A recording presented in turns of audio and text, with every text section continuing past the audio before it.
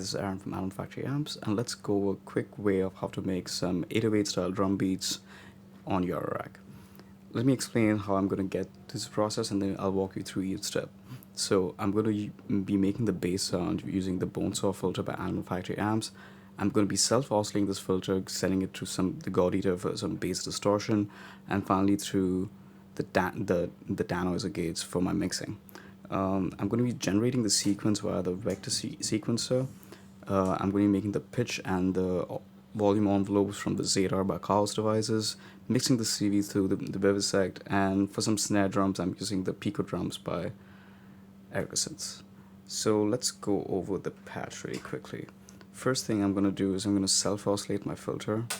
I'm going to take the bandpass output, and let's hear how that sounds. I'm going to bring up the offset, and you can hear really low tone. I'm going to accentuate this by bringing in the FM and changing the phase so I get some kind of grittiness in there. Next thing I want to do is distort this, so I'm going to send it through the God Eater, take the output, and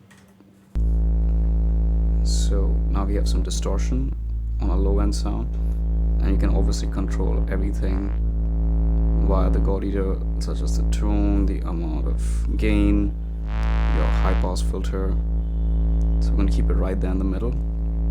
Next thing I want to do is I want to send a sequence to control the pitch from my vector sequencer. So the way that I'm going to do that is I'm going to take my pitch output and put that into the Vivisect.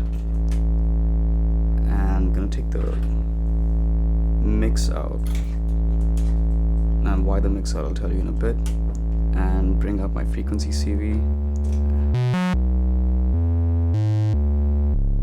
So now we have some kind of pattern going. I can control the root node via the frequency knob. But now what I want is a pitch envelope, so I want to get that classic 808 slide. So for that, I'm going to take the gate output from my first sequence, and over here you see I have this kind of envelope. I'm going to use that as a pitch envelope. So I'm going to take the output of that and mix it with the input with my main pitch envelope, and I can then control how much of a pitch drop I want.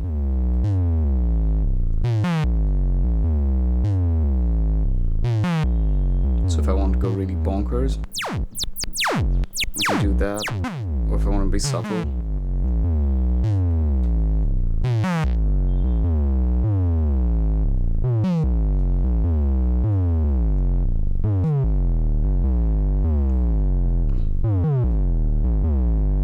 now my sound is constantly there. I want it to like die down after a certain point. So for that, I'm gonna take the gate out from my envelope, send it to the second channel, and my first channel is going to be my pitch envelope, my second channel is going to be my volume envelope. I'm going to patch that out and take it into the VCA input of the denoiser gates, bring down the offset, bring up the CV, so my sound has a clear ending. Now I can change that by changing the warp,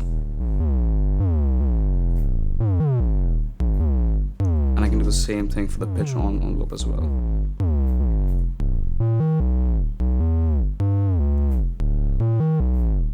You don't have to stick with this kind of waveform. You can also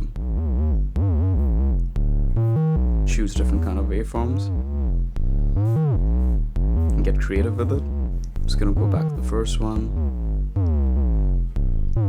Now I want to accentuate my low end, so I'm just going to take the EQ on the denoiser gates, bring it down. Now it sounds like an 808. For some quick hats, I'm going to take the noise output from my Vivisect over here, and I'm going to patch that into the second channel. And I'm going to take my velocity, sorry, the gate output from channel number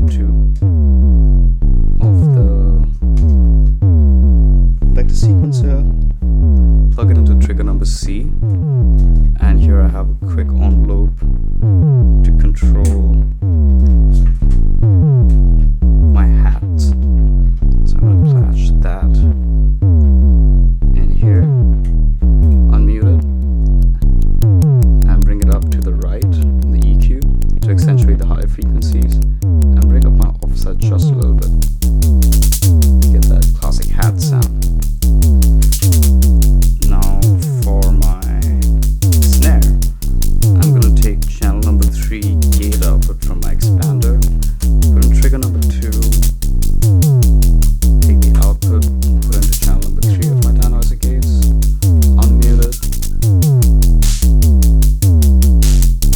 and now we control the level of each thing over here. Control the tone of my bass, and I can go to the parts section, go into mute, and also mute certain parts if I want.